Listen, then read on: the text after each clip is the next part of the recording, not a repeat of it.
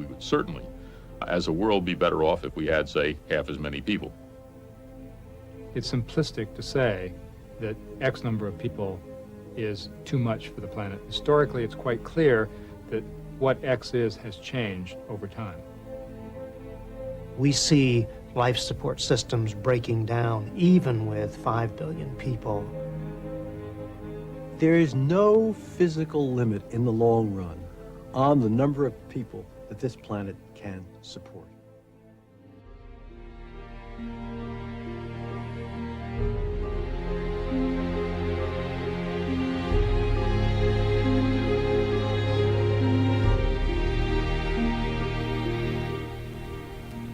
Our impact on the Earth depends on two things: how much we individually consume and how many consumers there are. We are now consuming the Earth's resources faster than ever before. Due to advances in modern medicine and the associated extended life expectancy, the world population has been growing substantially.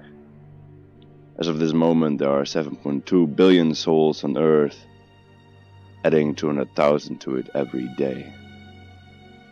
Scientists believe that in 2100 we will reach the population capacity. 10 billion people will walk the Earth. Not all are as fortunate to live accordingly to the Western standards. The planet can only sustain 4 billion of those rich men. Overpopulation means that the area cannot provide enough resources to the vast number of people in it. To comply to the bare necessities of life, the demand is bigger than what the Earth can provide. If we continue to live the way we do now, natural resources like water, oil and wood will finally run out. The battle for fresh water is already a big issue in Africa. Poor people simply cannot cover the costs of water, and the gap between the rich and downtrodden is getting bigger.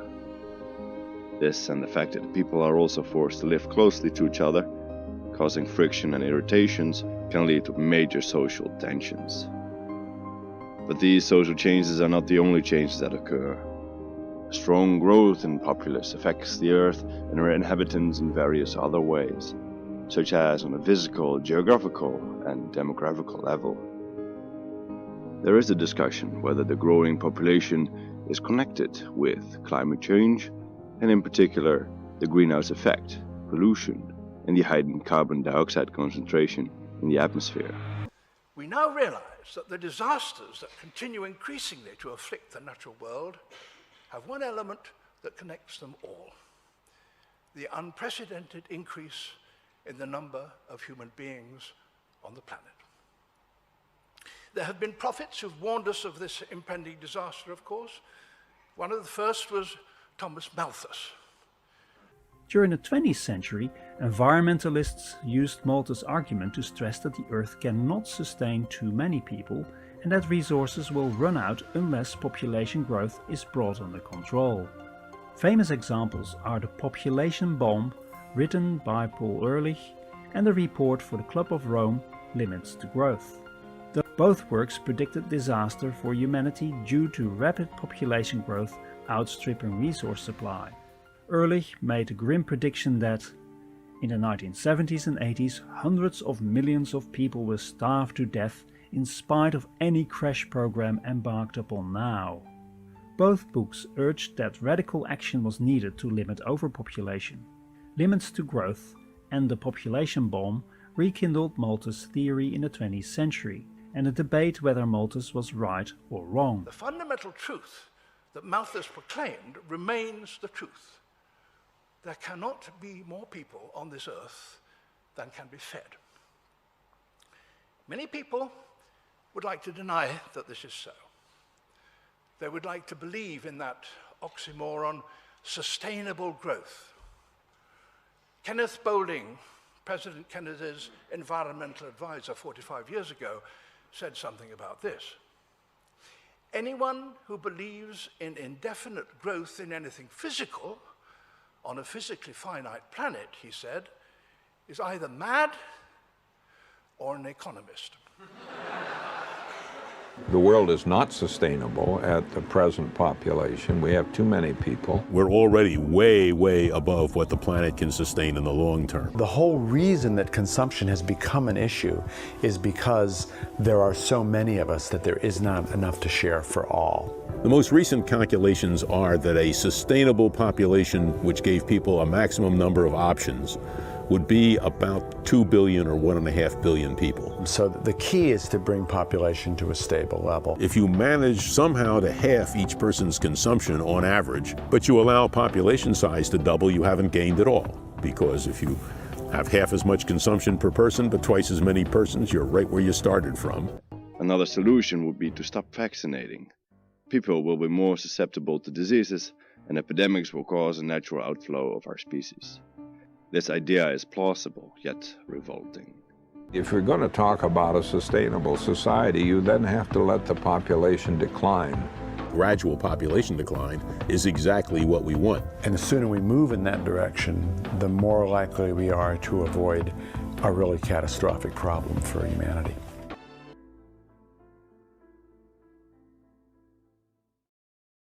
Also advocated actively contributing to the deaths of more of the poor through social engineering. Instead of recommending cleanliness to the poor, we should encourage contrary habits. In our towns, we should make the streets narrower, crowd more people into the houses, and court the return of the plague. In the country, we should build our villages near stagnant pools and particularly encourage settlement in all marshy and unwholesome situations, but above all, we should reprobate scientific remedies for ravaging diseases and restrain those benevolent but much mistaken men who have thought that they are doing a service to mankind by protecting schemes for the total extirpation of particular disorders. The horrific nature of this idea is made all the more preposterous by the fact that Malthus was encouraging the spread of disease and plague in order to save humanity from the diseases and plagues that overpopulation fosters.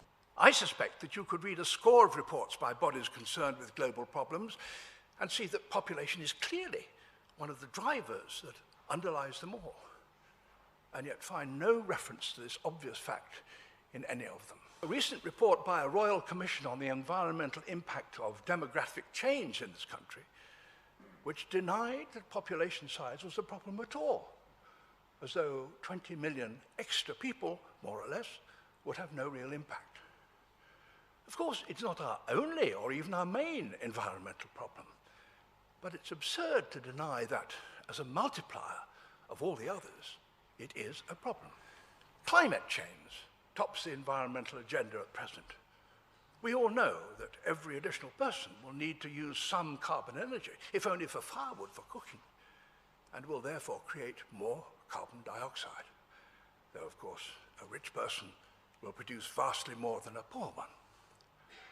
Up till the present day, it seems that history proved Ehrlich and other doomsayers wrong, since the mass starvations predicted for the latter quarter of the 20th century never occurred.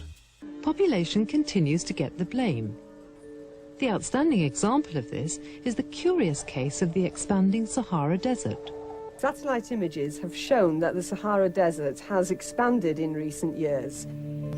When people look at this, they have often blamed the expansion of the desert on pressure of grazing animals, which they say is brought about by increases in population in the countries of the Sahel and the need of these people to have more cattle grazing more intensively on the edges of the desert. However, satellite images also show in some years that the desert contracts. When people see these images, they say, that is the climate change. There's a favorable climate in these 2 years, and so the desert is contracted. However, if you're going to use climate change to explain the contraction of the desert, then you must also allow for climate change to explain some of the expansion of the desert that occurs in other years. It took hundreds of thousands of years for the world population to hit 1 billion. In comparison, it took only 123 more years to reach 2 billion, and merely 33 years to hit 3 billion. Very roughly 250,000 years to reach 1 billion in 1800. More than a century passed before it reached 2 billion. The billion after that took less than a third of the time. The one after that took only half as long, and the following stages to 5 billion and 6 billion took 13 and 12 years. and the population seems to be rising as fast as ever. The most recent billion, again, took only a dozen years.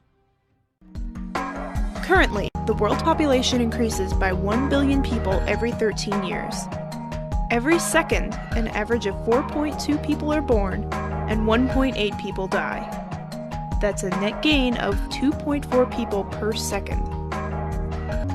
By 2025, it is estimated to reach 8 billion. By 2050, there will be 2.5 billion more people on Earth than there are today. That's an increase equal to the entire world population in 1950.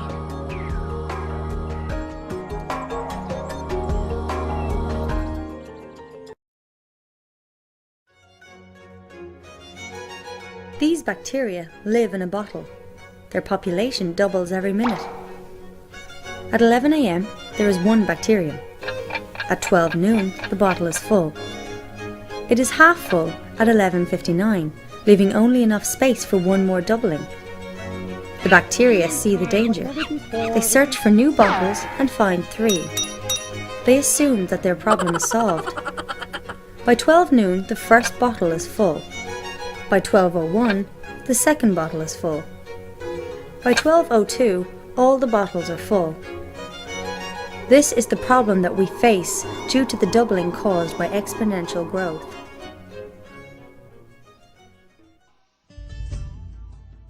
But is the planet's population growth really exponential? So will our numbers keep rising? Almost certainly yes, for several decades. More people are in their reproductive years than ever before. More children survive thanks to better healthcare and sanitation, and people are living longer. The UN's best estimate is there will be 8 billion people by 2025, 9 billion by 2050, and 10 billion by the end of the century. A higher UN prediction has the population at nearly 16 billion by 2100. Much of the increase will be driven by poor countries in sub-Saharan Africa, many already with inadequate food and water. In the next 40 years, Ethiopia could see its population rise from around 80 million to 145 million. Contrast that with Germany, a similar population to Ethiopia now, but this could fall to 75 million by 2050. Indeed, there is a scenario that sees the world's population falling. The UN's lower estimate for 2100 is just over 6 billion people, 1 billion fewer than there are now. Why? The era of acceleration is over, and this is just as important to understand as the continued rise in the population. The population has gone on rising because of what happened in the 50s and 60s. This was the period of the baby boom in rich countries and very high birth rates in poor ones. But momentum is shifting. The additional numbers added each year to the total are now dropping. This is because the total fertility rate, that's the number of children a woman can expect to have during her lifetime, has been falling for a long time. That means families are getting smaller, and the underlying impetus towards population growth has dropped. In some countries, the speed of change has been breathtaking. In Iran, fertility fell from 7 to below 2. Sometime in the next few years, the world will reach another milestone. Half of mankind will be living in countries or regions where fertility is at or below 2.1. That is the replacement rate, at which a country is having only enough children to keep the population stable. Well, global fertility is already falling. In 1950, women on average had 5 children each. It's now down to 2.5. Small variations in fertility could have a big effect on population size in the future. In much of the world, including Brazil, Europe, Russia, Japan, even China, fertility has fallen so much that populations are reliably predicted to fall later this century. And it looks as if by about 2060 or thereabouts, global population is going to peak, then plateau, then go into decline. Now, there's no such projection for consumption. There is no such projection for economic growth. There is no such projection for any of the other issues which are hammering the world's life support systems. Birth rates drop in the course of social and economic development very regularly. There's really no country which has not had a sharp fall in fertility as a result of wide-scale social and economic development.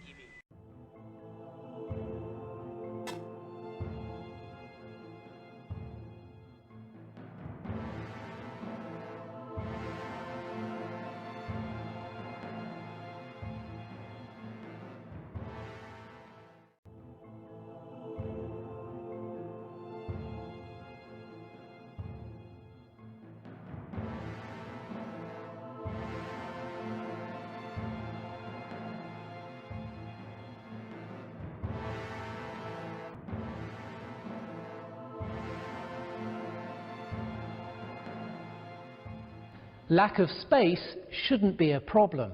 If everyone lived in one megacity, the density of Paris, then in theory, the entire population of the planet could fit into France with room to spare.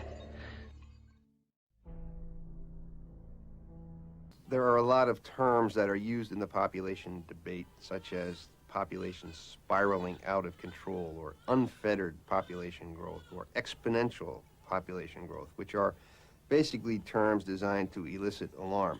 The two parents on average got 6 children. The reason the population was not growing here from the year 2000, from the year, when we started agriculture way back then, 5,000 years ago, it took 5,000 years to go from 10 million to 1 billion. This is 1 billion here. It is because 1, 2, 3, 4 died sadly before growing up to have children themselves. The past was ugly. Human beings have never, ever lived in ecological balance with nature. That's a myth. People have been dying in ecological balance with nature. It's due to high and tragic death rates of children and young people that there's been a balance between human and nature. And that's ugly, and people hated it. And they wanted their children to survive. And after the Industrial Revolution, we got soap, industrially produced soap. We got piped water, and we got some medical actions, And instead of 4 dying, 4 survived and 2 died. And that caused the growth of the population. You see, 2 parents, 4 children, doubling in 1 generation. 25 years, 1 billion to 2 billion. 25 years more, 2 billion to 4 billion. And there we went to 7 billion people. And this is what many say, oh, population explosion, blah, blah, blah. Yeah, but it was inevitable. If we didn't want kids to continue to die, and people would not apply family planning until they saw their kids surviving. Always the death rate has to fall before the birth rate is falling. And then many call this exponential growth. Have you heard the term exponential growth? This is exponential, faster and faster. Since 1960, we have had no exponential growth whatsoever. We've had an absolutely linear growth. And for those of you doing math, you know that linear growth means that the interest rate is falling every year. We added 1 billion in 14 years, 1 billion in 14 years, 1 billion in 14 years. That means the adding of billions did not become faster and faster. But there's so much crap written and said about population growth. So they just put in these X's, explosion, exponential. And you argue for things based on scare, trying to scare people, instead of making them understand. Here, now, we have a situation where we will add another 4 billion in spite of already having reached the new balance. Imagine that this is 1 billion people. You can see here, 1 billion people. And these ones are children below 15. Here's the age. See, they are below 15. These are the children. There are 2 billion in the world. Next age group, 15 to 30, they are also almost 2 billion. I'm going to simplify. Not falsify, but simplify, really. It's actually 1.8 or something here, but I say 2 billion. Next group, I say it's 1 billion. It's actually 1.4 something. But they are less here. Next group, 45 to 60, 1 billion. Almost precisely 1 billion. Then it's my group, 60 years and older. And we are not really 1 billion, but almost. And we take the help by some really old people who join our group here. So this is the world population today. This is the composition of the world population. You could call it a population pyramid. More in the base than up here. Now, many think that the reason these are missing is because they died. No. Some are missing because they died. Most are missing because they were never born. Because back then, 30 to 60 years ago, there were fewer people born because there were fewer women. Then more and more survived, and then we got this situation. Now, the number of children will not increase. These 2 billions will remain 2 billions for the rest of this century. And the 71 year of life expectancy, it won't increase that much. So let's assume that that stays the same. So if number of children stays the same, length of life stays the same, what will happen? Because there are some people telling me the environmental problems are so severe, so we have to stop world population below 10 billion. Aha, I say, is that so? Have you studied demography? I think, yes, we have to stop it. No, you can't, I say, and I will show you why you can't stop it below 10. Because imagine, let's look at my group. What happened to people like me? Do you know that? No one has a family that are undertakers? They die. We die. The old people die. Some think we become angels. Some things we just disappear. Anyhow, they disappear. What happens to the rest of you? You grow older. You grow older and older and older, and 15 years from now you have changed age group, and then other children come and replace you down there. Can you see? Same amount of children as I showed you. Then the old die. The rest grow older and older and older and get the same amount of children. 30 years from now. Then the old die. It's not so difficult. You get it now. They die. The rest grow older and older and older. And here they are. I mean, this is, you started down there. Most of you students. 1, 2, 3. This is when you are up here. You are 60 years old. You become like me. You see, when you are like me, it's filled up to here. And we have 3 billion more. You saw the magic? Without increasing the number of children, without increasing the length of life, we got 3 billion. Now, instead of getting shorter life, what we think is that we will get longer life, and we think we will get 1 billion more up there. Of course, I'm very happy of that. That will give me 15 years more to follow statistics, you know. So, now some people just wrote in the Swedish newspaper and criticized me and said, we must be less than 10 billions. But who should we take away? Which one do they want to remove? Yeah, should we let, they can take away the old? But it's very strange how serious people can suggest this. Now, I share the concern about the environment. I share the concern about elephants and rhinos. I share more than anyone else the concern about the climate. But I ain't going to kill people to achieve it. I ain't going to force people to get sterilized. I ain't going to become Mao Zedong. Because it won't work. People won't accept it. They won't accept it. Population pyramids tell us far more about a country than just a set of numbers, by showing both where it's been and where it's headed within a single image. Here, the data is divided by gender, with females on one side and males on the other. The population numbers are shown for each 5-year age interval, starting from 0 to 4 and continuing up to 100 and up. These intervals are grouped together into pre-reproductive, 0 to 14, reproductive, 15 to 44, and post-reproductive years, 45 and up. Such a population pyramid can be a powerful predictor of future population trends. For example, Rwanda's population pyramid shows it to be a fast-growing country. With most of the population being in the youngest age groups at the bottom of the pyramid, the number will grow rapidly in the coming years. As today's children reach their reproductive years and have children of their own, the total population is almost certain to double within the next few decades. For our second example, let's look at Canada, where most of the population is clustered around the middle of the graph.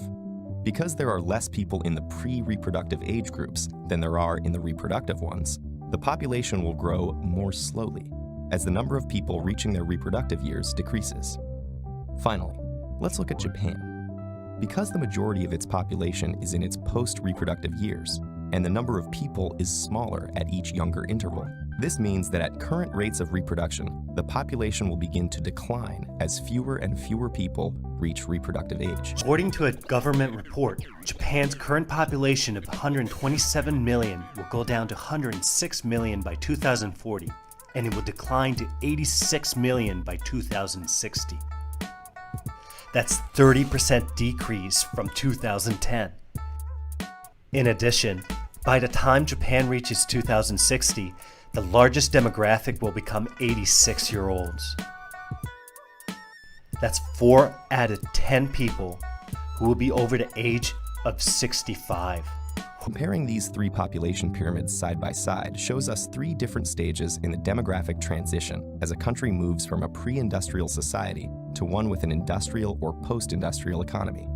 Countries that have only recently begun the process of industrialization typically see an increase in life expectancy and a fall in child mortality rates as a result of improvements in medicine, sanitation, and food supply, while birth rates remain constant, leading to a population boom. Developing countries that are farther along in the industrialization process begin to see a fall in birth rates due to factors such as increased education and opportunities for women outside of childrearing, and a move from rural to urban living that makes having large families less economically advantageous. Finally, countries in advanced stages of industrialization reach a point where both birth and death rates are low, and the population remains stable or even begins to decline. China's population pyramid reflects the establishment of the one-child policy 35 years before, which prevented a population boom but also led to sex-selective abortions, resulting in more male children than female children. In 1979, China introduced the one-child policy. The purpose of this was to halve the population in 1 generation, but this brings forth another issue. The labor force, the actual number of people available for work, will be too small to support the economy in 2025. The pyramid for the United States shows the baby boom that followed World War II. Population growth in the U.S. slowed a bit during the past decade, but don't be fooled. The U.S. is still growing rapidly compared to most countries in the developed world. Imagine, if you will, the United States population growing every day by an amount large enough to found a small town, about 7,800 people, and then extend that to a full year when the population grows enough to just about fill the city limits of the city of Chicago, 2.8 million people, because that's how fast the United States population grows every year. In fact, you might remember 2006 when the U.S. population topped 300 million. Well, people aren't talking about it much yet, but the end of 2010 marked the point where we'd already grown to 310 million people. And by 2025, we'll hit 350 million people. Now, in contrast to the rapidly growing population in the United States, I want you to stop and imagine for a moment a nation where the population is actually declining. Tax revenues would be suffering. Business revenues would be suffering because there'd be a smaller market to sell to. There'd be very few new houses being built. In fact, there might be very little new construction at all, except for government-sponsored projects that were paid for just to try to keep things going. A shrinking workforce would not be able to meet the demands of an ever-aging population. And the economy would be declining and declining relative to the nations in the rest of the world. And that's exactly the challenge faced in the near future by countries like Japan, Russia, and many of the nations in Europe, where populations will actually be declining. It's because America has a high fertility rate or high birth rate relative to many other well-developed nations. It's a tremendous advantage that gives us a great pull ahead of countries in Europe, Russia, Japan, many nations in Southeast Asia. It's a great advantage. About 50% of all of that population growth is occurring in only a handful of nations, 9 nations to be exact, including the United States, China, India, Pakistan, Bangladesh, and a few nations in Africa, accounting for 1/2 of all global population growth. As populations stagnate or even decline in Europe, Japan, and China, Africa's population of 1 billion is expected to more than double by 2050. More people means more consumption, more production, more growth. African economies grew on average around 6% last year. That's 3 times the pace of America's growth and faster than many Asian countries. Population is only one among many, many factors, and I don't think it's even the most important factor. And if you isolate population, the only thing you're doing is sort of throwing a smokescreen on what is the real problem now, which is overconsumption in developed countries.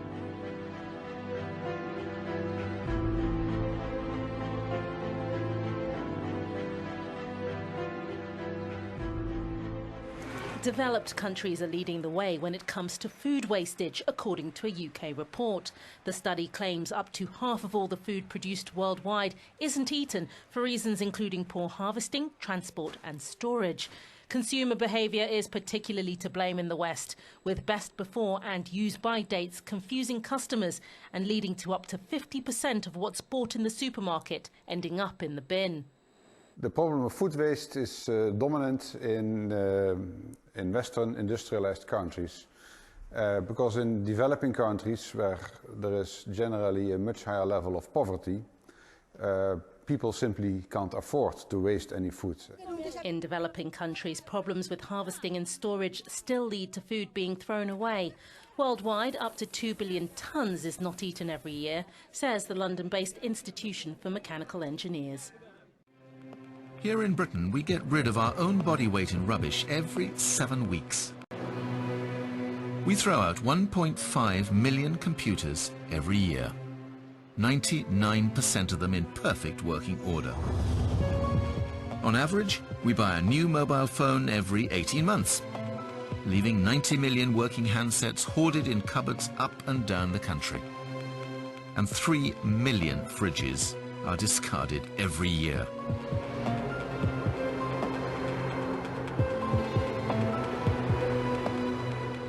Every year we buy more products, more things we think we need, using more energy, creating more waste. One statistic says that in the year 1900, 330,000 tons of waste were produced by urbanites every day, compared with 3.3 million tons of waste created daily in the year 2000. Experts estimate that by the end of the 21st century, that number may triple to 11 million tons of waste being produced every day. Peak waste has already been reached by some of the more developed countries in the world, where there is more awareness of reducing energy consumption and refuse. And the data's getting more frightening by the day. Across the world, more and more countries are following in our polluted tracks.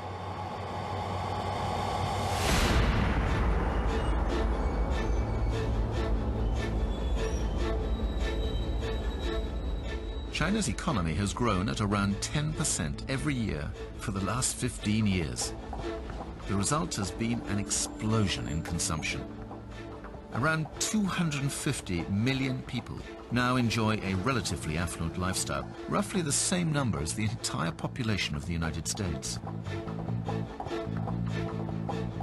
Consumerism in the Western world took 2 centuries to develop. In China, it's taking less than a decade. This may be great news for a country emerging from centuries of poverty, but it comes at a serious cost.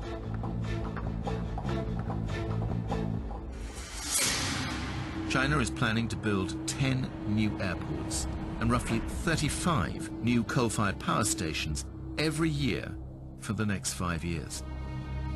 Car sales have also increased dramatically. There are now 1,000 new cars on Beijing's roads every single day.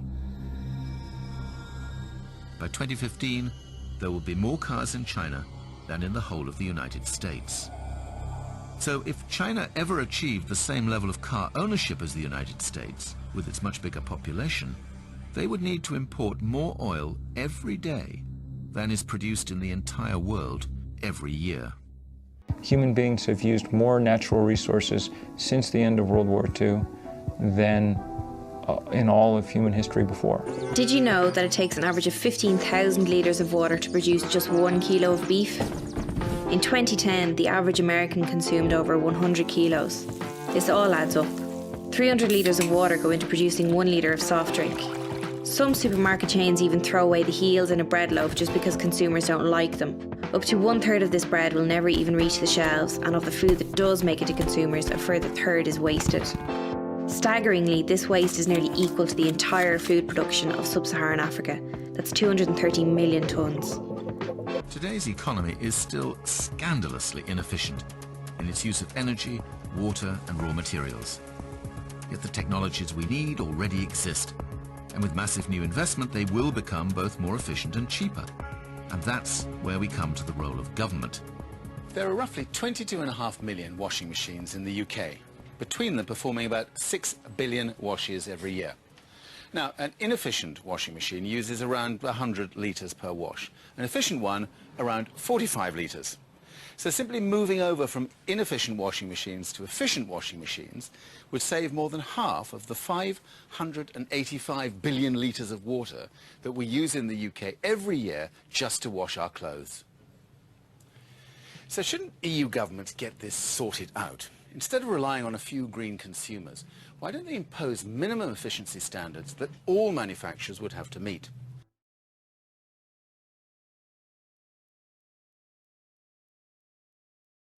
This is my first time at Davos, and I find it quite a bewildering experience, to be honest. I mean, 1,500 private jets have flown in here to hear Sir David Attenborough speak about, how we're wrecking the planet. And I mean, I hear people talk in the language of participation and justice and equality and transparency. But then, I mean, almost no one raises the real issue of tax avoidance, right? And of the rich just not paying their fair share. I mean, it feels like I'm at a firefighters conference and no one's allowed to speak about water, right? Last year alone, the wealth of billionaires was rising by $2.5 billion a day. And the wealth of the bottom half of humanity, 3.8 billion people, was declining, reducing by $500 million a day. It's not difficult to see why. If you look at the business model, Oxfam works with garment workers in many of these Asian countries. Take Bangladesh. A woman who is stitching clothes for the clothes we buy in H&M, in Zara, in the high street shops, earns $4 a day. She is always in debt. When she gets sick, she's not paid. She works 20, 21 hours a day. When she's pregnant, she's fired. That's in Bangladesh. Then we also work with poultry workers in the richest country in the world, the United States. Poultry workers. These are women who are cutting the chickens and packing them, and we buy them in the supermarkets. Dolores, one woman we work with there, told us that she and her co-workers have to wear diapers to work because they are not allowed toilet breaks. This is in the richest country in the world. So it's a business model that continues to maximize for shareholders and to cheat the ordinary people down the supply chains and to damage the environment, damage communities, and then not pay their fair share of taxes. The top executives of these companies are among the highest paid in the world. Our entire economic system is designed for the wealthy. The bottom line here is that material wealth, especially money, does not give you the right to control and use excessive resources.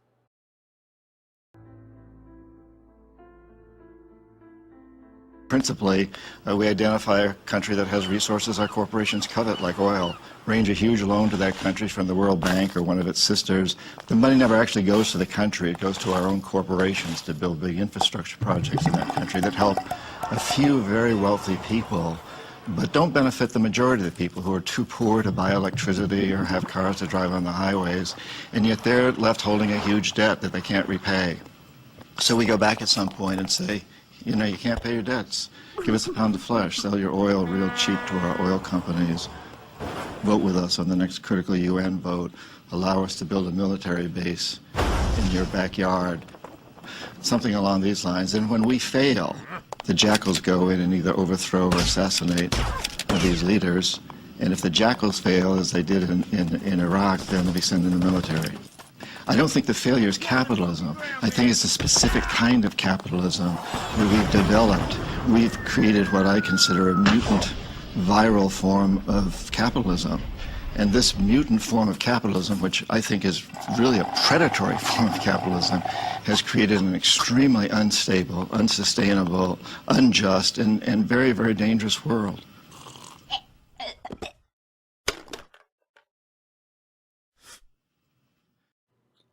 Throughout history, it has been assumed that material wealth conferred the rights of possession or control of resources, which has and does at times include human beings. This is largely true today, even if the control appears more subtle at times.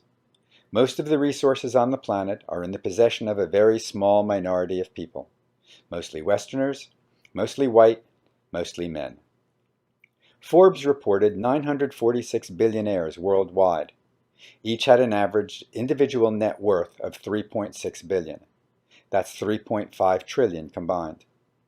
12% of the world's population, mostly living in North America and Western Europe, is responsible for 60% of global consumption.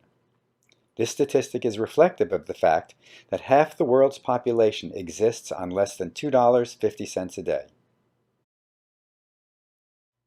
Regardless of how one feels about the morality of these statistics and the human misery they indicate, it has proven to be a characteristic of an unsustainable global economic system.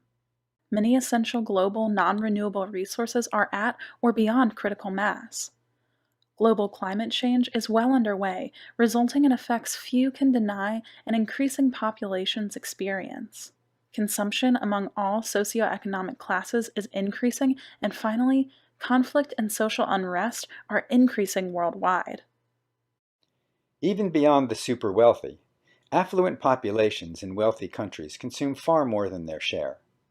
The United States, home to less than 5% of the global population, yearly consumes nearly 25% of the world's fossil fuel resources, 25% of the coal, 26% of the oil, and 27% of the natural gas. Over the last century, raw food material consumption rose 5.1 times more than our population. Total U.S. fuel and material consumption rose 57% from 1970 to 2000, which was 51% higher than the European average. Raw material resource use in the United States increased by more than 1/3 from 1992 to 2001. According to the National Association of Home Builders, the average new home size in the United States rose from 1,400 square feet in 1970 to 2,700 square feet in 2009. Continued resource consumption and energy use in Western countries are far overreaching our desire for socially desirable goods and services, and the overuse of non-renewable resources is resulting in dramatic environmental impacts, including climate change, pollution, altered biochemical cycles, and reduced biodiversity. The U.S. primary energy consumption increased from 40 quadrillion BTU in 1950 to 100 quadrillion BTU in 2001. In order for us to support the projected 9 billion global population in 2050 at the current U.S. lifestyle standards would require about 268 terawatts, 16 times the current global energy use. As unattainable as this fact sounds, consider that the U.S. consumption levels are increasing yearly, as are the levels of most nations, especially China and India. While there are a good number of non-renewable resources left on the planet, we are consuming them at an almost unimaginable rate, and some that we rely upon heavily are running out.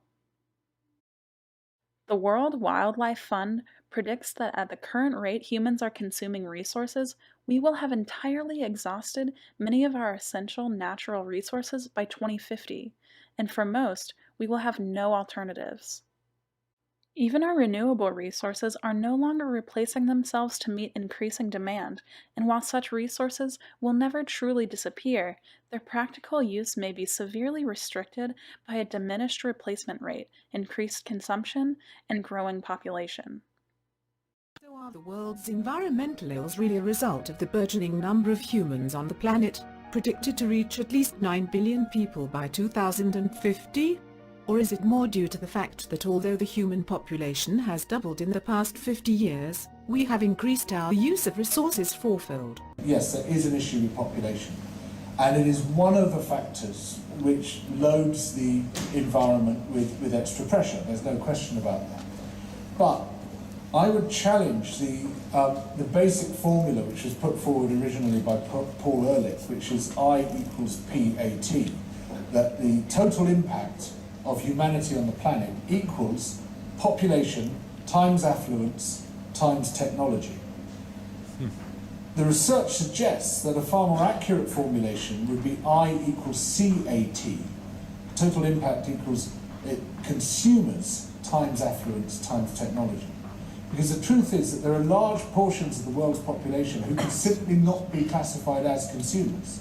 They are just not consuming any a significant amount of resources at all.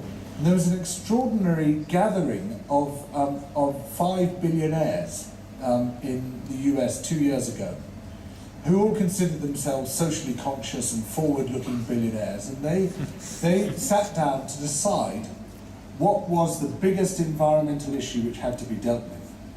And perhaps unsurprisingly, they chose population. Unsurprising, because it was the only issue for which they weren't responsible.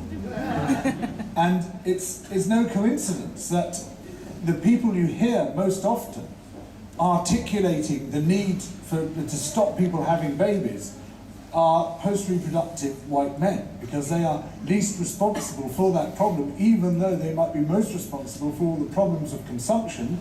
And those 5 billionaires, if there were just 50,000 people living like they do, the impact would be overwhelming. It would be enormous. When you look at the way in which billionaires tend to live, with their yachts which consume in 10 minutes what the average African would use in an entire lifetime in terms of fossil fuel, with their swimming pools heated to 38 degrees all the year round, outdoor swimming pools so that they can lie there under the stars as if they were in the bath, with their fast cars, with their private planes, with all the rest of it, you see that the carrying capacity of the Earth is totally a function of consumption.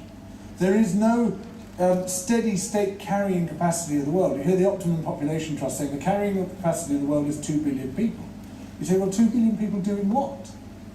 2 billion people living like us would overload the Earth, living like we do in the UK, whereas 2 billion people living like a rural villager in sub-Saharan Africa would scarcely be felt, especially in terms of resource depletion, because they don't have the financial resources to be using up ecological resources on any great scale.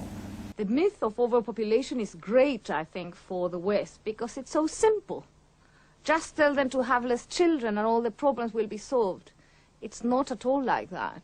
You know, the world's problems won't be solved until we eradicate poverty, until we allow third world countries to trade fairly, and unless we channel more resources to the poor countries, until those countries have, you know, the environmentally sound technologies they need to develop, unless there's much fair distribution of income worldwide. I think we can all agree there are too many people in the world, and we really should limit our reproduction. But too many people is not the reason that half the population of the world has to live in hunger and squalor, and the rest of us lives of desperation and alienation. Today's increasingly interconnected world, facing issues such as food shortages, ecological threats, and economic disparities, it is increasingly important for both scientists and policymakers to have a rich and complex understanding of populations and the factors affecting them. How people perceive the issue of population is critical. It is by these perceptions that international and national legislative policies are formulated and local medical plans and sex education classes are designed. Thus, it is equally critical that people ensure that their perceptions are grounded not in rhetoric and emotions, but in established scientific and empirical data. So what is the real problem? It's not sex, it's money. It's not the poor, it's the rich. So where are the movements protesting about the stinking rich destroying our living systems? Where is the direct action against super yachts and private jets? Where's class war when you need it?